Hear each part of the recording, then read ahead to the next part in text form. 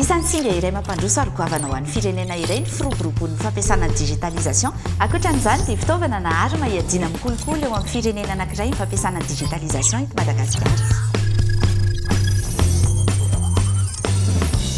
Miarabantsika rehetra, haintsika ve fa ahitao arakajy mirindra no atao hoe digitalisation sy numérisation amin'ny teny malagasy.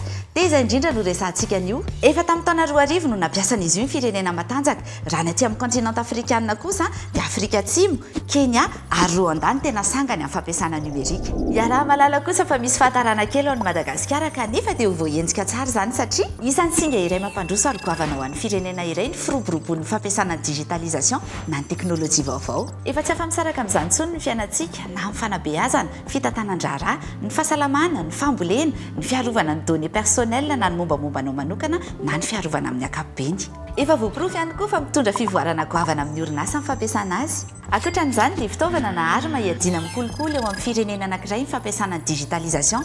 Mbola namafisina izany tamin'ny ATDA na Assise de la transformation digitale en Afrique izay natao teto Madagasikara tamin'ny volana Mai 2024. Efa niresaka momba ny ATDA ihany isika dia andao asiana tontanisa vetivety momba ny fampiasana ny digitalisation eto Madagasikara. 12 miliara ariary ny vola tahiry azy ny fanjakana tamin'ny fandoavana ny vatsim-pianarana teny amin'ny Université Antananarivo. Ary 9 miliara kosa ny lany tao anatin'ny 10 miliara izay voalaza fa tokony alohan'ny fanjakana amin'ireo mpiasam-panjakana. Raha fitinina izay voalaza rehetra teo dia mampisy mangarahara, mampiena ihany koa ny fandaniana ara-bola ary mampitombo ny vola ao amin'ny kitapo-bola-panjakana ny fampiasana ny digitalisation. Tombony amin'ny fametrahana fanavoazana sy mahomby tsy mbola fahita hatramin'izay raha nanamafy ny Flora Joel ny fampiasana ny digitalisation. Ny tanjon'ny fanjakana dia web lehibe eto Afrika Madagasikara. Fantatsika ve fa i Madagasikara dia misitraka ireo câble sous-marin eo anivon'ny ranomasimbe indiana.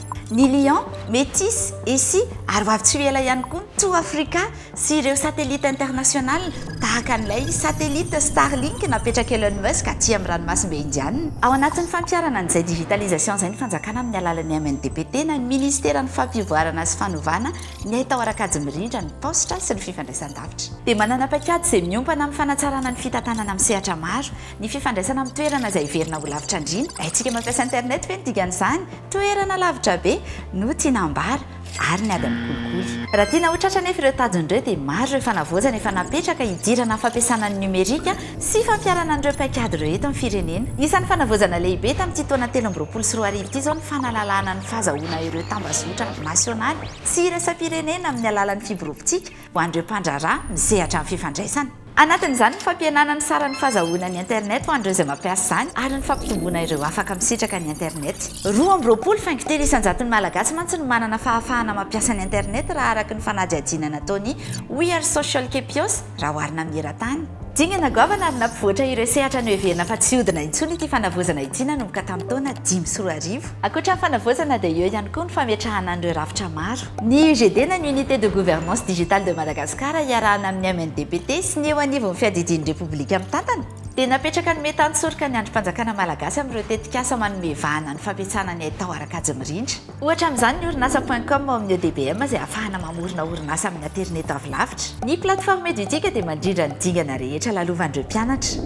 Taranja, noty, fanadinana, ora fahatongavan'ny mpianatra, ny fizarana ny vatsim-pianarana sy ny sisa miaraka amin'ny MNDPT sy ny Mesupress na ny Ministera ny fampianarana ambony sy ny fikarohana ara-tsiansa. Eo koa ny fametrahana laboratoire, tamatavy sy be felatanana, ahafahana manome kopia sy ny fanamariana ny fahaterahan'ny zazateraka. Ankoatran'izay ny CNESI na ny Centre National d'État Civil et de l'Identité izay eo ambany fitantanan'ny Ministeran'ny Atany sy ny fitsinjaram-pahefana.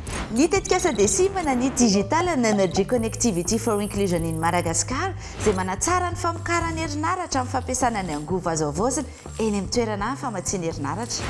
Ary fampitomboana ny tany malagasy misitraka an'izany eny amin'ny tontolo ambanivohitra miaraka amin'ny fampiroboroboana ny internet sy ny ahitao arakajy mirindra. Tetikasa izay ampiasana vola $700 ka ny $200 dia naompana amin'ny numerika.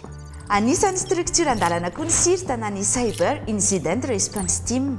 Anisan'ny tetikasa lehibe ihany koa ny MRTAM dia ny fampandrosoana sy fampivoarana ny réseau de télécommunication de l'administration malagasy izay miompana amin'ny fametrahana fotodrafitra sagoavana ho an'ny fifandraisan-davitra sy ny fitantanana ireo données samihafa ao anatin'ny data center. Izay hitantsika ao anatin'ny reportage ilay manokana miompana amin'ny tetikasa io.